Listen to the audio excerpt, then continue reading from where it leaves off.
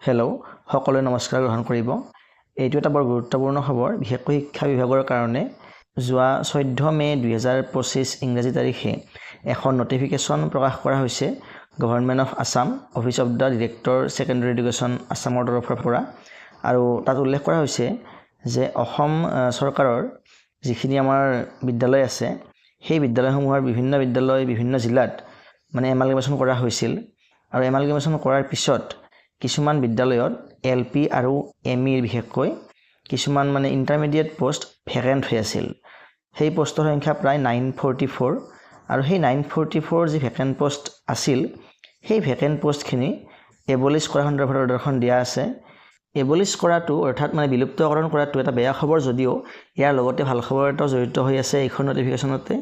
ইয়াত উল্লেখ কৰা হৈছে যে যিমানখিনি পোষ্ট এবলিছ কৰা হ'ব, ঠিক সিমানখিনি পোষ্টে ক্ৰিয়েটো কৰা হ'ব আন ঠাইৰ বিদ্যালয়ত, বিশেষকৈ টি গাৰ্ডেন মডেল স্কুলবিলাকত।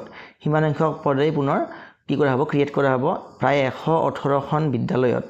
118খন বিদ্যালয়ত এই প্ৰায় 944 পোষ্ট ক্ৰিয়েট কৰা হ'ব। গতিকে এইটো নিঃসন্দেহে এটা ভাল খবৰ। ইয়াত উল্লেখ কৰা হৈছে যে অসম চৰকাৰৰ ফালৰ পৰা ডিপাৰ্টমেণ্ট অফ স্কুল এডুকেশ্যনত কি কৰা হৈছে, এখন এপ্ৰুভেলৰ কাৰণে এখন লেটাৰ দিয়া হৈছিল 21/4/2025 ইংৰাজী তাৰিখে 21 এপ্ৰিলত।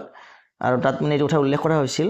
আৰু সেই মৰ্মে সেই পোষ্টখিনি ইমিডিয়েট ইফেক্ট হোৱাকৈ, অৰ্থাৎ এই নটিফিকেশ্যনখন প্ৰকাশ হোৱা তাৰিখৰে পৰা সেই পোষ্টসমূহ এবলিছ কৰা হ'ল।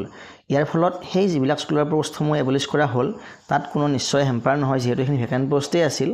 যদি সেই পোষ্টখিনি ফিল আপ কৰিলেহেঁতেন তেনেহ'লেতো নিশ্চয় এটা ভাল খবৰেই হ'ল হয়। কিন্তু যদিও ফিল আপ নকৰাকৈ এবলিছ কৰিলে, তথাপিও নিশ্চয় ছাফিচিয়েণ্ট টিচাৰ আছে, চৰকাৰে তেনেকৈ ভাবিছে। আৰু সেয়েহে সেই পোষ্টখিনি ইয়াতে এবলিছ কৰি যিবিলাক মডেল টি গাৰ্ডেন স্কুল আছে, তাত সেইখিনি পোষ্ট দিয়াৰ চিন্তা চৰ্চা এটা কৰিছে। গতিকে এই নটিফিকেশ্যনখনৰ যিখিনি সাৰমৰ্ম, এইখিনিয়ে আছিল। গতিকে আজিলৈ ইমানেই। পৰৱৰ্তী ভিডিঅ'ত পুনৰ লগ পাম। ধন্যবাদ।